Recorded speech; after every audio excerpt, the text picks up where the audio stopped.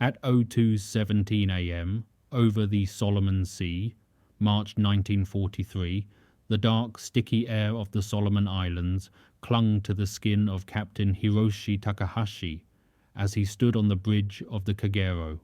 His destroyer sliced through the black water, a whisper beneath the violence of the Pacific night. The radar flickered in front of him, the only sign of his enemies lurking in the shadows above. A sudden crackle came through the radio, a coded transmission. Distress calls. 4 Allied ships lost. He gripped the rail tighter, sweat mixing with the salt air. They know we're here. From below, the rumble of engines thrummed, the Kagero's heartbeat syncing with his own. The moment was coming. The moment when the Kagero would test everything.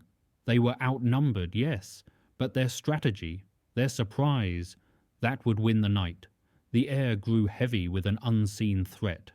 And then, the first scream of incoming radar-guided night fighters shattered the silence.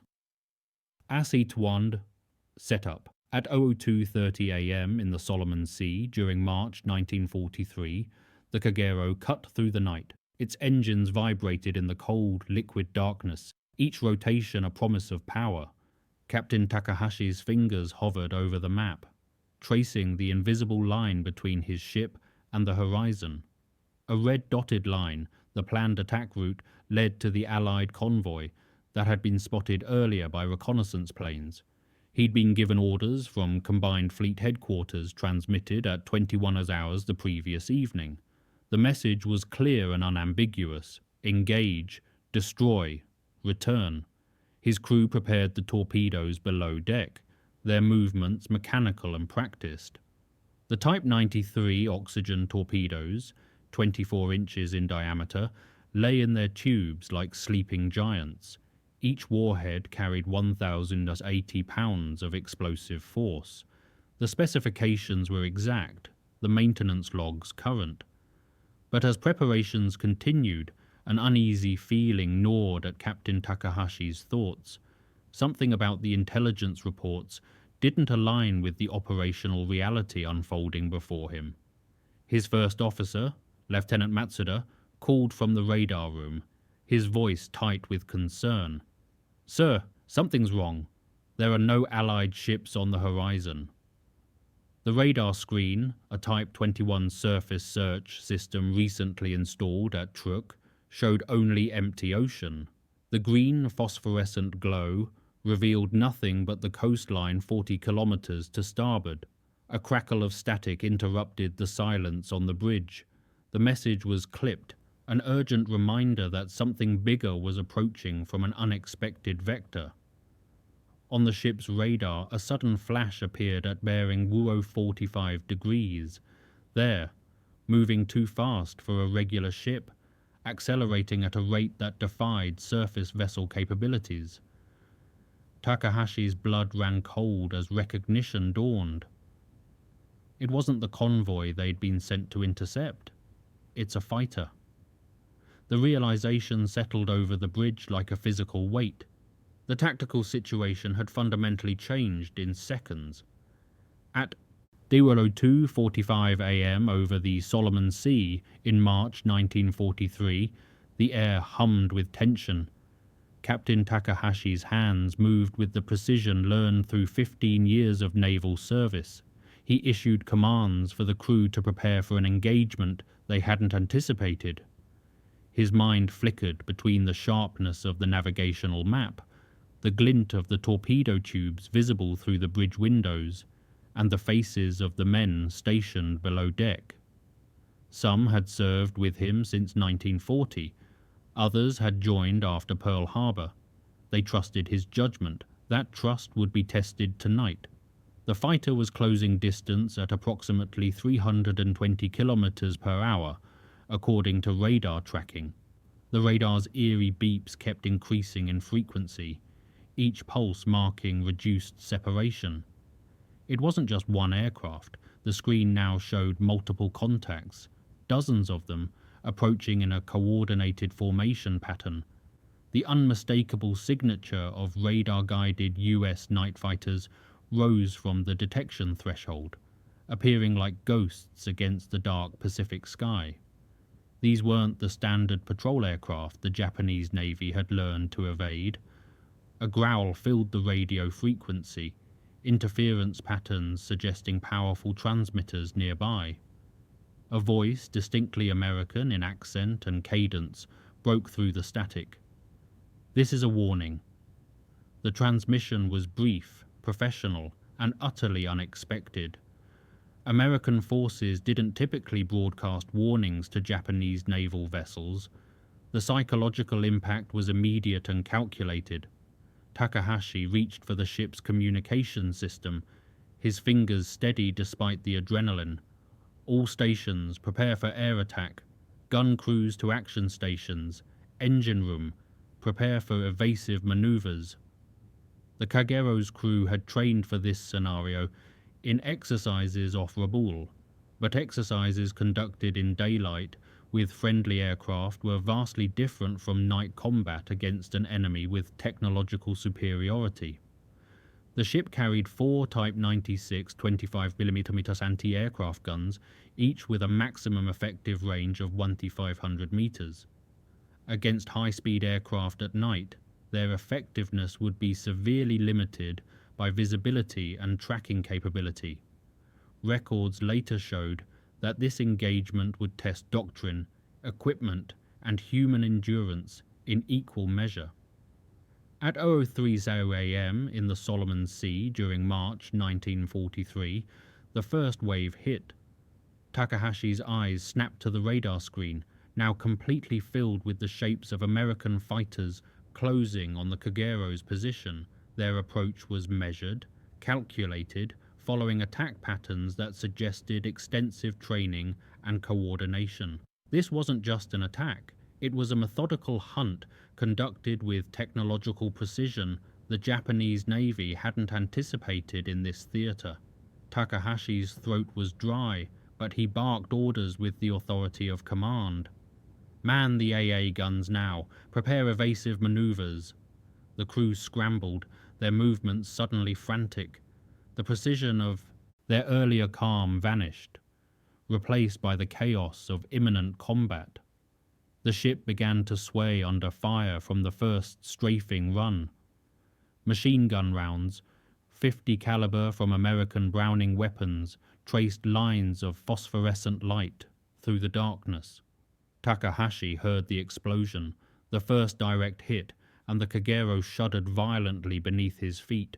The destroyer's forward deck buckled as ordnance struck near the number 1 gun mount.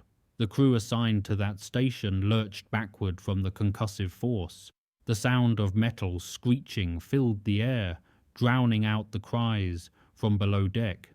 Damage reports came flooding into the bridge within seconds. Forward gun mount disabled. 3 casualties, fire spreading from ammunition locker. The Kagero-class destroyers, commissioned between 1939 and 1941, were designed for surface engagement and torpedo attacks against capital ships.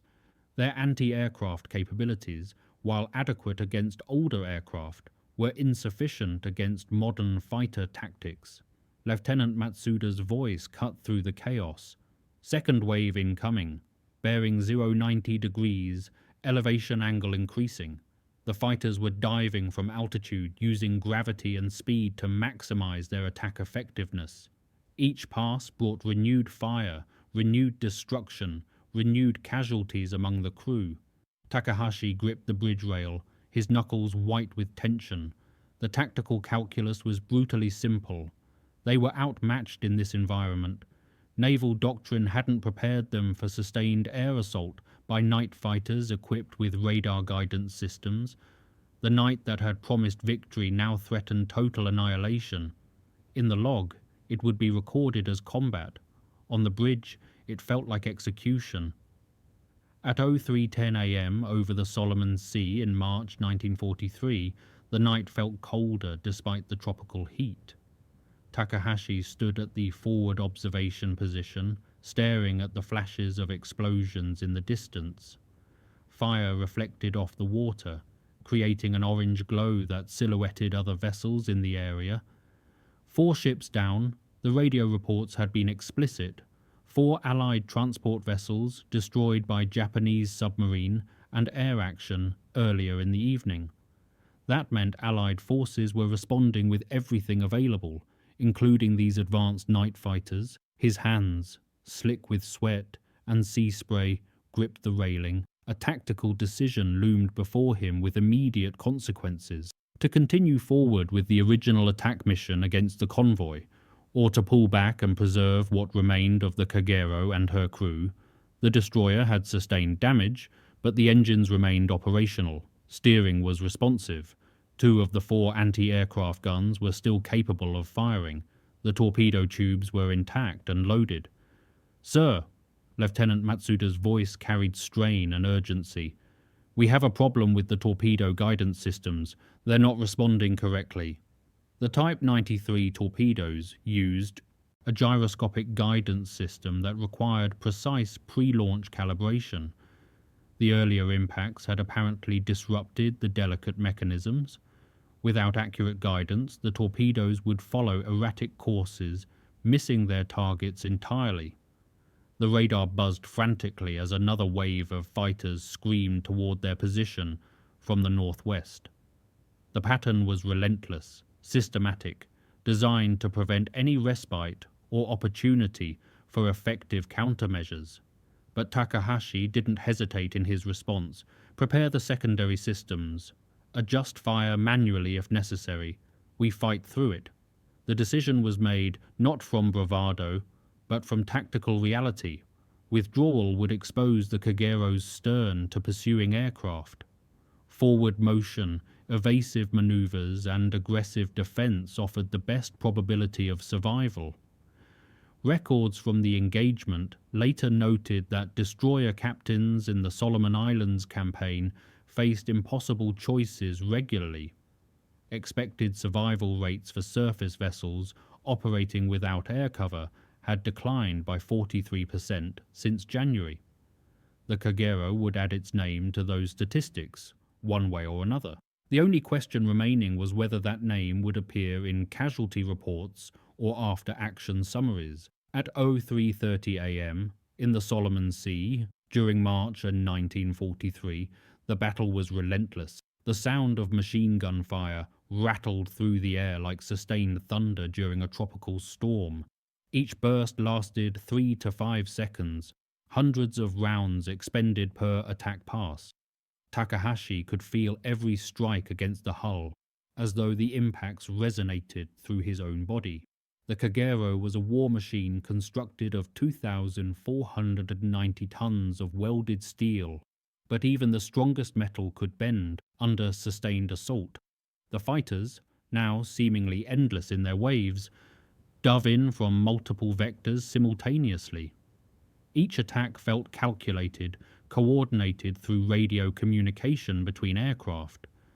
The Americans had developed tactical doctrine for night operations that exceeded Japanese defensive capabilities. His men were panicked, their eyes wild with fear and exhaustion. The terror spreading through the crew moved faster than the flames now engulfing sections of the forward deck. Training could prepare sailors for combat, but nothing truly prepared them for sustained air attack at night. He could feel the weight of every life on board, 147 officers and enlisted men, their fates entwined with his command decisions. Every order given, every tactical choice made, carried the burden of those lives. The casualty reports continued arriving at the bridge. 8 dead, 17 wounded, medical station overwhelmed, fire spreading to ammunition storage. The ship's surgeon, a young lieutenant from Osaka, was treating injuries with supplies designed for peacetime accidents, not combat trauma. Bandages, morphine, antiseptic, all running critically low after 30 minutes of sustained action.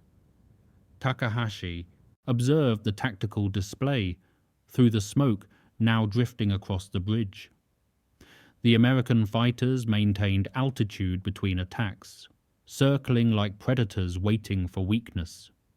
They had fuel reserves for extended operations, while the Kagero burned fuel for evasive maneuvers that couldn't continue indefinitely. Lieutenant Matsuda appeared at his side, uniform torn and blackened by smoke. "Sir, we've lost communication with the engine room. Last report indicated fires near the fuel lines. The destroyer's power plant, 2 Campon-geared turbines producing 52,000 shaft horsepower, was the ship's heart. Loss of propulsion would mean certain destruction. He had to make a choice that transcended tactical doctrine and embraced desperate innovation. Conventional defense had failed. What remained was improvisation born from necessity. In the report, it would be called adaptability. In the moment, it was survival instinct overriding training." At 03:45 a.m. over the Solomon Sea, in March 1943, amidst chaos and flame, a quiet voice reached Takahashi's ears from below deck. Engineering Officer Tanaka climbed to the bridge, his face blackened by soot and oil. "Sir, we can salvage this situation. We can deploy the radar jamming systems. We've been waiting for authorization to test them under combat conditions." The equipment was experimental, installed during the Kagero's refit at Truk in February. Naval technical officers had briefed Takahashi on its theoretical capabilities, but emphasized its untested status. The device generated electromagnetic interference designed to disrupt enemy radar tracking. It was risky, unproven technology. Failure might drain power from essential systems. Success might provide the brief advantage needed for escape or effective counterattack. But it represented their last hope against an enemy that owned the night through technological superiority. Takahashi met Tanaka's eyes, seeing the same desperate calculation reflected there. "Do it." Authorization granted. Seconds later, a strange hum filled the air around the ship, audible even above the sound of engines and gunfire. The electromagnetic generators, drawing power directly from the main turbines, began broadcasting interference across multiple frequency bands. The radar screen on the bridge flickered erratically, then stabilized. If the jamming affected their own systems this severely, the effect on the attacking aircraft should be proportionally significant. The fighters above seemed confused for a moment, their attack patterns becoming less coordinated, their approach vectors less precise. It was a small opening, measured in seconds rather than minutes, but it was something.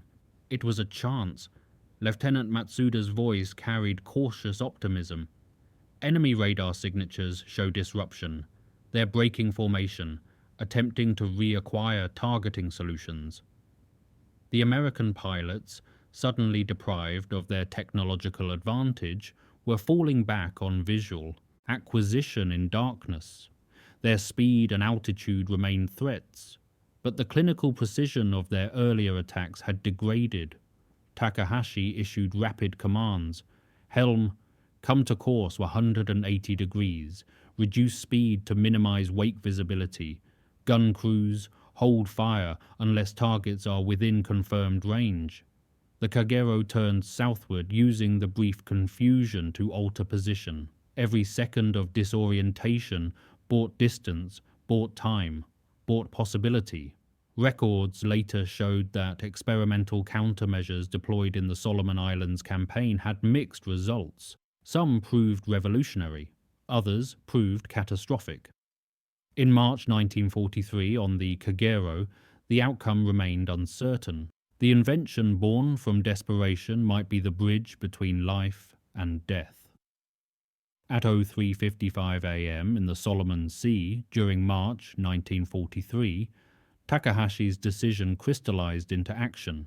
The Kagero had no choice but to press forward with its original mission while the jamming system provided temporary advantage. With the radar jamming system working, consuming massive amounts of power but maintaining effectiveness, he ordered the remaining torpedoes prepared for launch. The Type 93 torpedoes, despite earlier guidance system damage, could still be fired under manual targeting protocols. Range to probable convoy position 8,000 meters, Lieutenant Matsuda reported, reading calculations from the navigation plot. Current speed and bearing suggest interception possible within 6 minutes.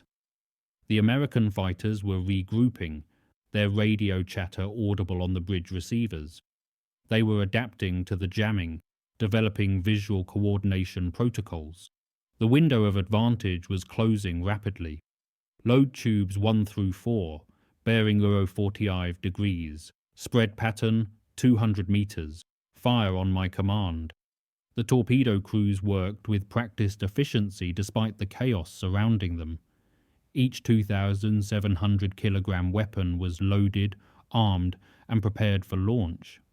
The mechanical systems functioned independent of the disrupted electronic guidance, relying on pre-war engineering and human calculation. The destroyer rocked with sudden violence. Another strike, this time against the stern section near the depth charge racks. The explosion was massive, the concussive force throwing crew members to the deck. But the torpedoes were away, 4 white trails streaming through the dark water toward distant targets. Each weapon carried the Kagero's desperation, the crew's determination, the mission's requirements encoded in steel and explosive force. Takahashi counted seconds in his mind, estimating time to target based on the Type 93's maximum speed of 48 knots. 70 seconds, 80, 90. A distant flash lit the horizon, then another. The sound arrived seconds later, rolling across the water like distant thunder. Another ship, identified in later reports as an American escort vessel, lit up in the distance, its silhouette visible against flames consuming its superstructure. The vessel listed heavily to port, clearly mortally wounded. Takahashi's heart beat faster. It wasn't a victory in any meaningful strategic sense, but it was survival. It was proof that Japanese forces could still inflict damage despite technological disadvantage. It was a small defiance against impossible odds. The war log would record 1 torpedo hit, 1 enemy vessel damaged. On the bridge, it felt like everything. At 04 a.m. over the Solomon Sea in March 1943, the Kagero had endured, but the cost was beyond any calculation made in peacetime exercises or strategic planning documents. Takahashi surveyed the damage systematically, his training overriding emotional response. Fire consumed the forward deck, flames reaching 10 meters into the night sky. Death marked every compartment, bodies covered with canvas or still trapped in damaged sections of the ship. They had lost the upper hand in the air battle. The radar jamming had provided only temporary advantage, perhaps 4 minutes of reduced enemy effectiveness. The Allied fighters had adapted faster than Japanese doctrine predicted possible. Engineering Officer Tanaka appeared on the bridge, his face grim. "Sir, the jamming system has failed. Power drain exceeded safe parameters. We're running on emergency generators for essential systems only." The technological advantage had burned itself out, leaving the Kagero vulnerable once more. The American fighters were regrouping for another coordinated assault, their radar systems reacquired, their targeting solutions restored. The final tally came through the radio, a ghostly report from fleet headquarters monitoring the engagement from Rabaul. "The Kagero has been severely damaged. Casualties estimated at 30%. Immediate retreat necessary. Acknowledge." Takahashi gripped the microphone, his voice steady despite exhaustion. "Acknowledged. Preparing to withdraw from operational area. Request air cover if available." The response was silence. No air cover would arrive before dawn, still 90 minutes away. The Kagero would face those 90 minutes alone, damaged, vulnerable, but still capable of movement. His decision was final, unburdened by doubt or second-guessing. They had to leave this killing ground. The original mission, Engagement with the Allied convoy was no longer achievable given combat damage and depleted ammunition. Helm, come to course 270 degrees, maximum sustainable speed. All hands prepare for possible further air attack. The destroyer turned westward, toward Rabaul, toward safety, toward home. Its wake traced a path through dark water, leaving behind the burning wreckage of combat. Lieutenant Matsuda stood beside Takahashi, both men watching the horizon. "We did what we could, sir." "We survived," Takahashi replied quietly. "That will have to be enough." Records later showed that survival rates for Japanese destroyers engaged by radar-equipped night fighters were below 30%. The Kagero had beaten those odds through adaptation, desperation, and the brief effectiveness of experimental technology. In the war diary, it would be recorded as tactical withdrawal. On the bridge, it felt like defeat. At 04:15 a.m. in the Solomon Sea during March 1943, Takahashi stood at the rear observation position of the bridge. He watched flames lick the night sky behind them, marking the position where they'd fought and bled.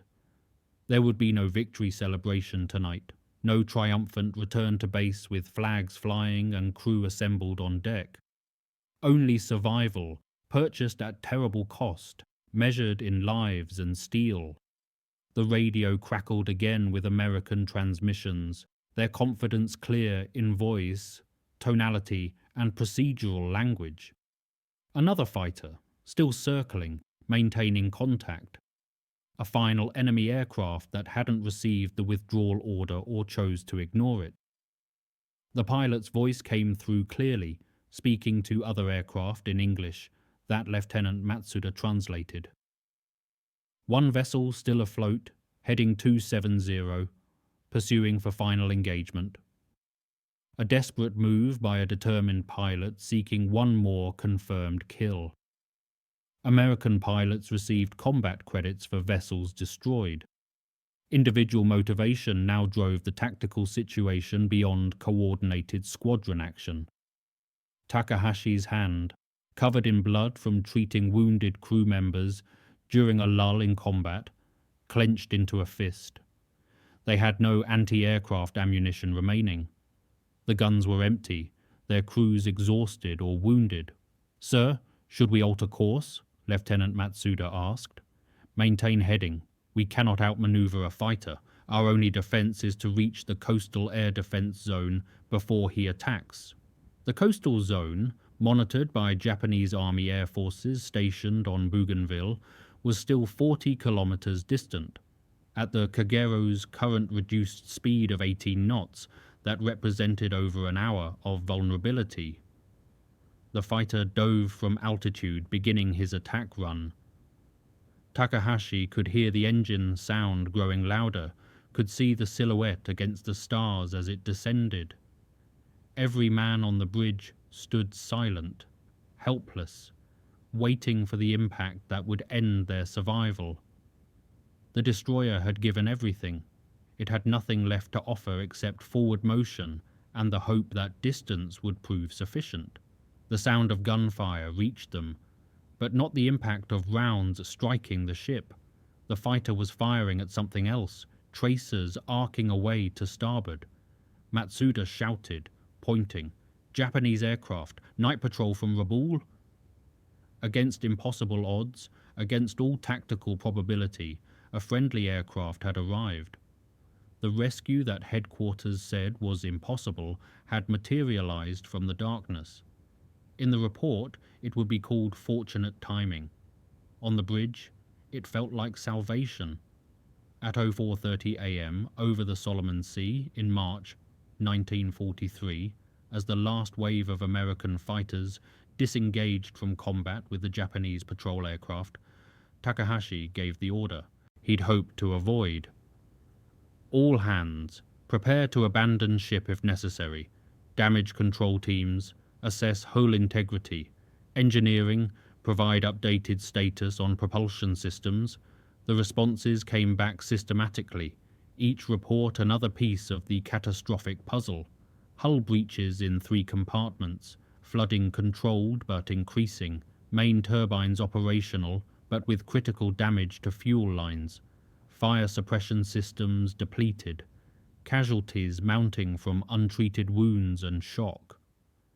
The Kagero had lived through the night, but its condition was deteriorating with each passing minute. The structural integrity that had held through combat was failing in the aftermath. Crew members scrambled to the lifeboats, following emergency procedures drilled into them during training. The boats, each capable of holding 20 men, were prepared for launch. Personal items were abandoned. Only essential survival gear was loaded. Engineering Officer Tanaka appeared one final time, his uniform soaked with seawater and oil. "Sir, we can keep her afloat another 30 minutes, maybe 40. After that, the flooding will overcome the pumps." 30 minutes. 40 if they were fortunate. The calculation was brutally simple. They were still 25 kilometers from Rabaul. Even with escort from the patrol aircraft, they couldn't reach port before the destroyer sank. Begin evacuation. All non-essential personnel to the boats. Essential crew remain until final order. The process was orderly, reflecting the discipline instilled through years of naval training. Officers assisted enlisted men. Senior crew ensured junior sailors reached safety first. The hierarchy of peacetime dissolved into the democracy of survival. Lieutenant Matsuda remained at his station, monitoring the radio for communications from the escort aircraft. "Sir, they report submarine activity in the area. We should expedite evacuation." Enemy submarines hunting wounded vessels were a constant threat in these waters. The Kagero, barely mobile and leaking fuel that marked its position, was an ideal target. The final explosion, when it came, was not from external attack, but from internal failure. An ammunition magazine, damaged earlier and slowly cooking from nearby fires, detonated with devastating force. The blast tore through the forward section, the concussive force felt throughout the entire vessel. The Kagero's bow dipped sharply, water rushing through the catastrophic breach. "All hands, abandon ship now. This is not a drill." Takahashi watched his crew follow orders, abandoning the vessel that had been their home and fortress. Each man carried the memory of this night into the lifeboats. At 05 a.m. in the Solomon Sea, during March 1943, Takahashi stood alone on the Kagero's tilting bridge. His eyes tracked the sinking vessel, watching metal and machinery disappear beneath dark water. He felt its loss as though the ship were an extension of his own body. 15 months of command, hundreds of hours at sea, dozens of engagements, all ending here in a patch of ocean marked only by debris and oil slicks. The destroyer descended bow first, the stern rising at an impossible angle as water claimed the forward compartments. The propellers, still attached to their shafts, emerged from the water briefly before the final plunge. Around him, crew members in lifeboats watched in silence. Some wept openly. Others maintained stoic expressions, their emotions locked behind the discipline of military service. All witnessed the end of something that had defined their recent existence. The Kagero-class destroyer, hull number unknown in the darkness, disappeared beneath the surface at 05:03 a.m. according to Takahashi's watch. The time was noted carefully, a final act of documentation for the vessel he'd commanded. Lieutenant Matsuda's voice carried across the water from a nearby lifeboat. "Sir, the patrol aircraft is signaling. Rescue vessels dispatched from Rabaul. Estimated arrival 40 minutes. 40 minutes floating in hostile waters, exposed to potential submarine attack or air assault at dawn. But they would survive. The crew would survive." That was the victory pulled from tonight's defeat. Takahashi looked toward the eastern horizon where the first hint of grey suggested approaching dawn. In 2 hours, the sun would rise on a changed tactical situation. The Kagero was gone. 4 American ships had been damaged or destroyed earlier. 1 American escort vessel had been struck by torpedoes. The night's tally was written in steel and lives on both sides. He pulled a small notebook from his jacket pocket, waterproof paper now damp with sea spray.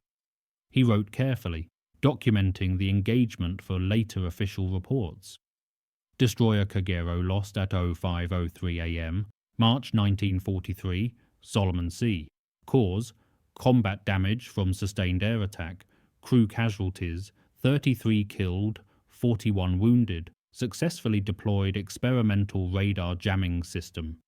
Effect: temporary but significant. Recommendation: further development and installation on remaining vessels. The words were clinical, professional, empty of the emotion that threatened to overwhelm his command bearing. In the report, it would be factual documentation. In his memory, it would be the night he lost his ship but saved his men. The sun rose slowly, revealing scattered lifeboats on an empty sea. In March 1943, at Rabaul, New Guinea, Takahashi returned to base aboard a rescue vessel. He stood at the rail, watching the harbour approach, seeing the collection of damaged ships and exhausted crews that marked the cost of the Solomon Islands campaign. He was defeated, but not broken. He had lost his ship, the vessel that had been his responsibility, and his home. His men were scattered across multiple rescue vessels and medical facilities, but his legacy, the experimental radar jamming invention deployed in desperation, would live on. The technology had provided a brief triumph against impossible odds, 4 minutes of advantage in a battle that lasted over 90 minutes. 4 minutes when American technological superiority had been momentarily neutralized through Japanese innovation and desperation. The base commander, Rear Admiral Kusaka, met him at the dock. The meeting was brief, professional, devoid of judgment or congratulation. Your report will be reviewed by technical staff. The jamming system's performance must be documented thoroughly. Yes, sir. I've prepared preliminary notes. Engineering Officer Tanaka has additional technical specifications. Casualties: 33 dead, 41 wounded, 114 survived. The numbers were recorded in the base log, another entry in the accumulated cost of the Pacific War. Takahashi's crew would be reassigned to other vessels, other commands, other engagements. Some would survive the war, others would not. In the weeks following, technical officers interviewed every surviving crew member who had observed the jamming system's operation. They documented power consumption, effectiveness duration, enemy response patterns, equipment failure modes, and operational limitations. The data was compiled into a comprehensive report distributed to Combined Fleet Headquarters in Tokyo. Recommendations were made for improved versions of the technology, for broader deployment across the destroyer fleet, for tactical doctrine incorporating electromagnetic warfare capabilities. But resources were limited. Industrial capacity was stretched. The improved systems would be installed on only a handful of vessels before material shortages made further deployment impossible. Takahashi received orders for a new command in May 1943. Another destroyer, another crew, another position in the endless campaign that was consuming the Japanese Navy, piece by piece. He accepted the orders without comment, packed his few possessions, and prepared to return to sea. The loss of the Kagero remained with him, a weight carried into every future engagement. In the file, it was recorded as combat loss, tactically acceptable given circumstances and enemy capabilities. In Takahashi's memory, it was the night when experimental technology briefly held back the tide of technological inevitability. The war continued, the ocean claimed more ships, the struggle persisted. In 1944, across New Guinea and the Solomon Islands, The Kagero's radar jamming system influenced future battles in ways that transcended its brief operational success in March 1943. Technical developments based on data collected from the engagement were implemented in modified forms on destroyers and cruisers operating throughout the theater. The systems remained experimental, their effectiveness varied, their operational deployment limited by material shortages and industrial capacity constraints, but they represented something significant. Japanese recognition that technological warfare required innovation beyond traditional naval gunnery and torpedo tactics. The lesson was learned too late to alter strategic outcomes, but early enough to influence tactical doctrine. Engineers at Yokosuka Naval Arsenal studied the reports from the Kagero engagement. They developed improved electromagnetic generators, more efficient power distribution systems, and broader spectrum interference capabilities. The improved systems were designated Type 3 jamming equipment in internal documentation. Installation began in August 1944 on select vessels.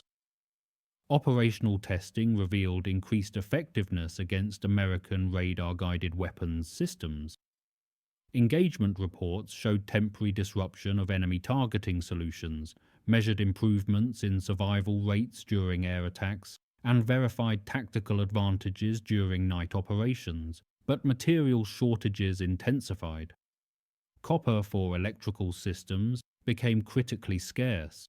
Skilled technicians who understood the complex equipment were increasingly difficult to find as casualties mounted. Industrial bombing of Japanese cities disrupted supply chains and manufacturing capacity. By early 1945, production of the jamming systems had effectively ceased. The vessels that carried the equipment maintained it as best they could, with diminishing spare parts and improvised repairs.